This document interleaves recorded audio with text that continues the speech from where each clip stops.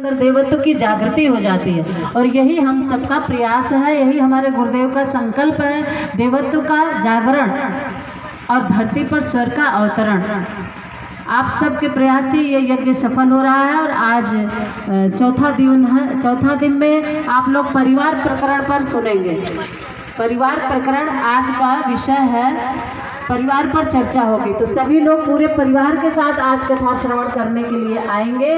और आज की कथा बड़ी ही महत्वपूर्ण आप लोगों के गृहस्थ आश्रम पर आधारित है। इसमें युवा जवान बच्चे बच्चियों को भी लाएंगे और अपने पूरे परिवार के साथ कथा सुनने आएंगे। बड़ी महत्वपूर्ण आज की कथा है। अब आप सभी लोगों से यहाँ केवल पूरी की बातें बताई गई। आप लोग ये करेंगे तो कल्याण होगा, लोग कल्याण करेंगे तो आत्म कल्याण होगा, आपका कल्याण भी होगा।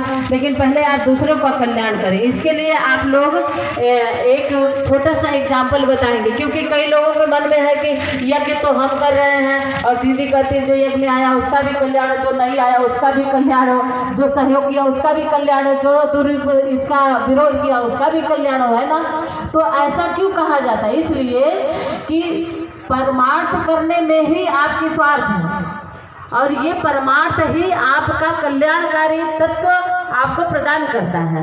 अब अगर ऐसे समझ में नहीं आता, एक छोटा सा एग्जाम्पल बताते हैं और आप उसको ध्यान से सुनिएगा और समझिएगा।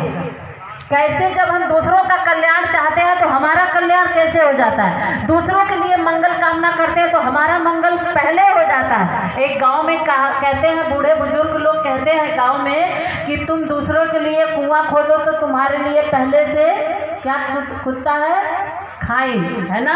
तो तुम दूसरे के लिए मंगल कामना करो, तुम्हारे लिए पहले से भगवान के यहाँ मंगल कामना बनी रहती। मंगलमय आपके वातावरण आपके घर में पहले बनता है। हल जब मेहंदी आप पीसते हो दूसरे के हाथ में लगाओ तो पहले आपके हाथ लाल हो जाते हैं। चंदन लगाने के लिए उंगली में जब चंदन लेते हो तो उनको लगाओगे तो लगाने से पहले ही आपका हाथ लाल हो जाता है। तो भगवान से हम दूसरों के कल्याण की भावना करते हैं। गायत्री यज्ञ परमार्थ है तो जन कल्याण हेतु है, किसी एक के स्वार्थ पूर्ति के लिए नहीं होता है। हमारे घर में बेटा पोता हो जाए उसके लिए नहीं होता, ये सबके पूरे गांव नगर क्षेत्र सबके कल्याण के लिए ये यज्ञ होता है। तो हम सबके कल्याण की भावना करते हैं। तो हमारा कैसे होता है, एक छोटा सा एग्जाम्पल सुनिएगा।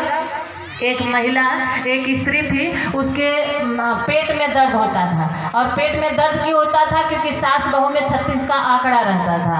न सास बहू को पसंद करती न बहू सास को पसंद करती। अब उसके पेट में दर्द रहता, उसका पति बेचारा दवा करते करते परेशान हो गया।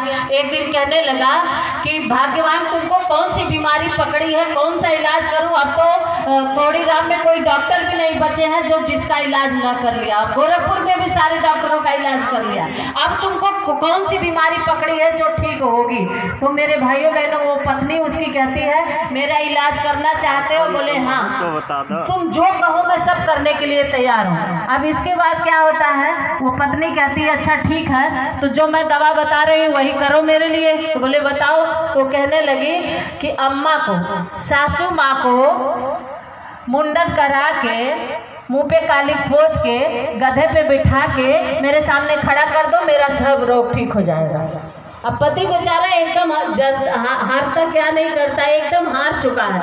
अब वो कहा अच्छा चलो ठीक है, कोई बात नहीं है। अब पत्नी चूंकि क्या बोलती है कि सासू अम्मा को मुंडन करा के, काली पोत के, गधे पे बिठा के मेरे सामने खड़ा कर दो तो मैं ठीक हो जाऊंगी। अब इसके बाद पति भी हरिपरा वाले कम चालाक नहीं है भाई लोग। अब ये क्या किए कि चले गए ससुराल। ससुराल गए, चूँकि उन्होंने कहा था सासू अम्मा को, गए तो सासू अम्मा वहाँ मिली, हाल चाल पूछी, दामाद जी बताइए और क्या हाल चाल है, बिटिया कैसी? बोले बिटिया तो ठीक नहीं है, उसी के इलाज के लिए आया हूँ। बोले क्या हुआ? बोले सारे डॉक्टरों की दवा कर चुका है लेकिन उसको फायदा नहीं हो रहा है माता सासू अम्मा। तो फिर क्या हुआ? उसने एक इलाज बताया। क्या इलाज बताया? बोले कही है कि सासू अम्मा को मुंडन करा के, काली पोत के, गधे पे बैठा के लाओ तो मैं ठीक हो जाऊँगी। तो आपको वो काम करना होगा। अब बिटिया माँ जो है बेटी के लिए जान देने के लिए तैयार होती, अच्छा ये इलाज से मेरी बेटी ठीक होगी, बोले हाँ सासू अम्मा इसी यही इलाज से ठीक होगी। अब बेटी की माँ बेचारी अब इतनी ममता रहती है बेटी के लिए, क्या ना कर दे, बोले चलो बाल फिर से आ जाएंगे, मुँह धो लेंगे, कोई बात नहीं है, बिटिया हमारी ठीक तो हो जाए। अब वो बिटिया को ठीक करने के लिए मुंडन कराई, काली पोती और चल दी ससुर बिटिया के ससुराल। और पत्नी तो घर में दरवाजा बंद करके और पति महोदय सासू अम्मा को लेकर के आए, दरवाजा खटखटाए और बोले अरे भगवान खोलो, तुम्हारा ट्रीटमेंट बाहर खड़ा है और आप देखो और तुम ठीक हो जाओ।